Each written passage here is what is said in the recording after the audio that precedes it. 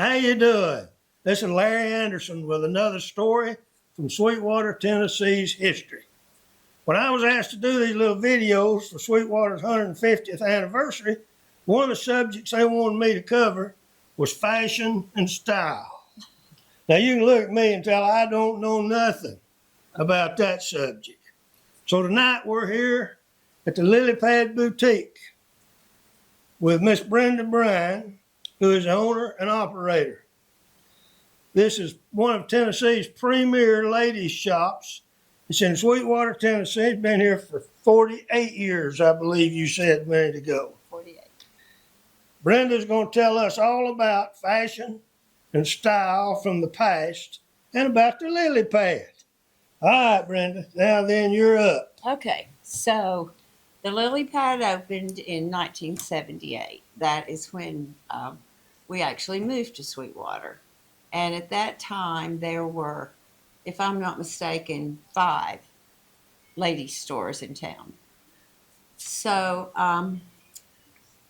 in February of that year, when our youngest daughter started kindergarten, I decided that I'd like to do something. So a friend of ours had just built the Marvell Motel, if you remember, out on I-75, which was newly opened.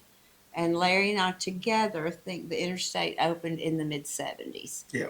So David Hall had built for this area an unbelievable motel that any company that had businesses in Chattanooga and Knoxville met in Sweetwater and enjoyed our facilities. Had a retractable roof over swimming pool. Mm-hmm. Yeah, indoor pool, courtyard, absolutely gorgeous. So I talked Mr. Hall into letting me open a boutique, just thinking it would be mainly for travelers in the lobby.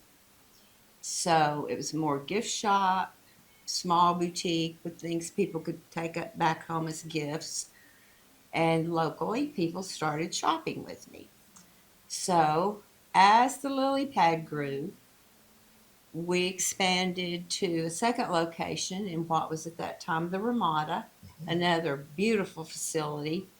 So we were fortunate to have 2 that pulled a lot of people in. So I was there, had both shops for a while, and then moved from the Ramada to a strip center on Highway 68. And from there came to this location downtown. When we came downtown 21 years ago, the entire downtown, unfortunately, was going through pretty much what every downtown was. Just, there was just nothing happening. This we can take back to the opening of the interstate, number one, easier for people to travel. Westtown Mall was a big, or any malls started pulling your people there instead of to small town shops.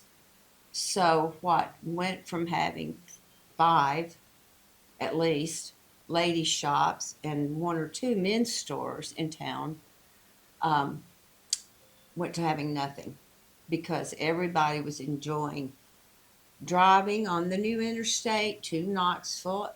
Kmart's opened in 1962. On 68. I've always thought Highway 68 changed a lot of stuff too. Highway 68 absolutely did, and we were talking about that. Larry remembers when 68 was just a gravel road. That was before we moved here. But yes, all of a sudden, travel was very, very easy. So people were excited to be able to go to Knoxville to shop or go to Chattanooga to shop. So your local stores began seeing a big change. But like I said, when we moved downtown in 78, the only thing major, Hunter's Restaurant, opened at about the same time we did. And I'd like to think that that was kind of the resurgence of the whole downtown.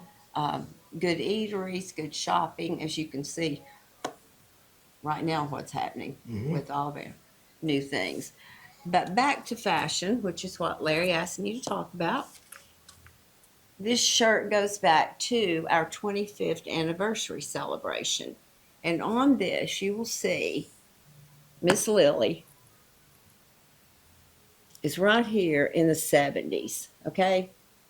Check out her hair and check out her little low rise and her halter top. Now, kids now think this is the first time people have worn things like that. No, no, no. It goes way back to this. Your little midriff tops, cute stuff. And Lily has never changed down through the years as far as her actual look. But on this, you will see 70s, 80s, the big hair, 80s, everything slimmed down, onto the 90s, which were a little more tailored, as you can see. This is big earrings during that time. It's what kind of changed the whole look. On to the 2000s, where again, very form fitting and big earrings and different hairstyles. So it's really interesting to go back to me, like to the 50s, which is like my parents, your parents. Hats for women, hats for men, a very tailored, very dressy look. One of the things I remember, first time I ever flew, Absolutely. everybody dressed. Absolutely. First time I flew, I wore gloves. Yeah. Does that tell you anything? Now, Oh, we are. the other thing I thought about when you was talking about Lily, I saw something the other day. It showed some pictures of girls in that time frame, Uh-huh. and the caption said, "You will never be as cool as your grandmother was." Yeah, we wore some really short skirts, Yeah. tall boots, or mini skirts. That takes us back to the 70s. 70s, mini skirts, bell bottoms, and frayed jeans. And I could take you through the store right now, and that's what's popular. We're right back where, probably not the mini, well, yeah, the mini skirts too, but especially bell bottoms, frayed jeans, back to the 70s. So a lot of what we're seeing today is kind of nostalgia, a lot of nostalgia, I guess you would say, from what we've had before. Not just the 70s, but the different eras. So it's interesting in fashion to see how I have women say, I still have my clothes from 40 years ago. They're going to come back, but they're going to change them just enough that you probably are not going to want to save them for that long. And the ladies have changed a little bit The in that ladies period have of time. changed a little bit also. Those Yes, dresses probably wouldn't Yeah. fit now. so. probably wouldn't. But like I said, taking you back to the 50s was extremely dressy, more tailored. The hats, I guess, would be the biggest change for both men and women. The 70s, the mini skirts, the bell bottoms, the frayed jeans. 1980, one of the biggest things were the stirrup pants. Every woman had lots of stirrup pants. And with that fitted look came the oversized baggy sweaters. So you had that in the 80s. The 90s were the pencil skirts, tights, and big shoulder pads. I'm talking big shoulder pads. So if you see some of those now, it's like a football player. And now you're seeing some of the shoulder pads coming back. 2000 was oversized sunglasses, again, bootcut jeans, and tie dye. That was a big thing. Tie dye is back again. With 2010, social media's influence, I feel like, brought on more designer clothes, more Gucci, more Chanel, because people were hearing about it more on social media. The bright neon colors, that was a big thing then. And that brings us to where we are now. Again, the 20s have been, or the 2000s have been very much a recall of some of these fashions down through the years. Although I will say, I don't ever see us going back to the hats, the gloves. With COVID came, as you know, a change in every business. This particular business, everything was casual. And that includes even your CEOs wearing tennis shoes. So that's a big change. And I said, when your CEOs wear tennis shoes, that kind of sets the tone for the whole, With a suit and with tie. a suit and a tie. Yeah. Yes, yes. So yes, we have seen probably when when people try to do this 40, 50 years from now, they're going to say, what the heck happened? COVID happened. So I can take you now and tell you about not only how the Kmart's, the Walmart's, the travel has changed, um, the internet and the internet shopping that is so huge right now, where our customers are touchers and feelers. They want to feel the quality. They don't want to get it and then have to send it back. So our customers like the personal service and the quality. So they're not disappointed when it comes. So yes, that has been a huge, huge deterrent, I guess you would say, to the small town stores. So yes, there have been so many changes. Um, I can show you a little bit about our store, going back to what this was before. Okay, when we moved to Sweetwater, this was Thomas Hill's department store. Thomas Hill's at that time, I believe, had 10 stores. I know they had one in Gatlinburg, one in Cleveland. I can't remember how many. Maybe, yeah, at least But, 10. Yeah, at least 10 stores. So that's what this location was. This was the men's side. Larry has helped me with this because I didn't remember. This was the men's side, and the store beside us, it was opened up into that, and that was the women's side. Mm-hmm. So you had Thomas Hills that provided the clothing. I remember my mother used to talk about being brought to Thomas Hills to do that once a year shopping. Mm-hmm. And it was higher end Yes, clothing. it was. McKinney's Yes, McKinney's also was down on the other end Yes. of town, Yes. and they did a little lower price Yes. stuff. Yes. They did a good business. Yes. Yeah. So this town supported two really good large department store at that time, they would have been called, in addition to probably 4 or 5 other ladies' shops. So to think about now that every little town between here and Knoxville had their own little stores. But I can also tell you that growing up in Greenback, we never came to Loudon because you had to cross a ferry. Mm-hmm. So it was not an easy trip. So we chose to go to Maryville. You shopped at the towns easiest to get to. Because of all this, because of the interstate, because of the improvements in the roads, just getting from that side of the county to this side of the county, it's made travel so much easier. So people could all of a sudden not just shop in their little area. We could zip from Greenback over to Lenore City, and it was no big deal. You're right about the areas. I know here in town, there's little grocery stores in every neighborhood. Mm-hmm.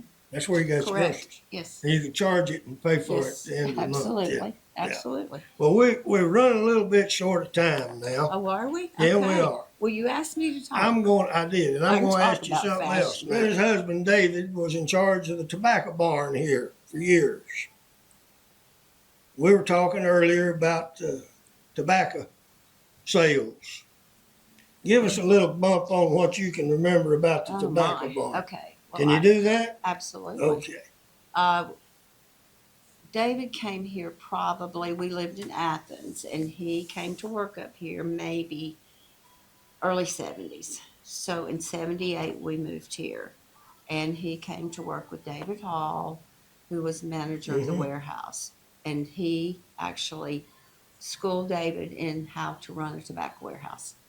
So, especially tobacco season was November, December, and January. So, in November, when the tobacco sales opened, the trucks would line up all the way from the downtown to the north end of town waiting their turn to get into the tobacco warehouse. And with that tobacco money, which a lot of times their sons had worked in the tobacco field during the summer, a lot of that money, Larry and I were talking how it came back into this town. Mhm. Like Thomas Hills, you said. Larry actually worked in this building when it was Thomas Hills. I told Brenda the story. It happened more than once. When the tobacco would sell, I've had men come in, buy a new suit of clothes, shoes, underwear, everything, go in the dressing room, take off their old clothes, put them in the garbage, and go out of here in a new suit because they had money from Yes. selling their tobacco and they could afford Yes. it. Yes. So it brought in a lot. It brought Yeah. a lot into this economy. I know Yes. tobacco's a bad word now, but back then It paid it was for great. And you look at over in the Carolinas, several of the colleges were built on tobacco Absolutely. money. So Absolutely. it did a lot besides hurting people. Yes, it did. It did a lot of good too. So yes, it brought a lot of money into this area and the economy. Um, your banks, it was amazing to see what the banks did in November, December, and January because of the tobacco business. I remember one tale I'll tell you. Just remember, you're telling the whole world. I know it. Okay. David came in down the store one day. The tobacco salesman were here. He come in right quick and he reached for my pocket and he got my pack of cigarettes I had out. And he gave me whichever pack he had. Oh, he had the the wrong salesman for the right tobacco. I can see that happening. But I remember David Absolutely. would quit smoking for a long time and then start in back at during tobacco season. sales. Yes, yes. Yeah. Because the companies, Reynolds, American, all your major companies would send their buyers into Sweetwater. Mhm. So the restaurants loved it, the hotels loved it. It brought, I cannot tell you how much to this economy. So yes, it was a special time for us. Well, that's good. Well, Brenda, we're delighted that you brought us up to date on all this stuff. You did a very good job. You got it all now. Yeah, with the that's fashions. all, yeah. But we appreciate it.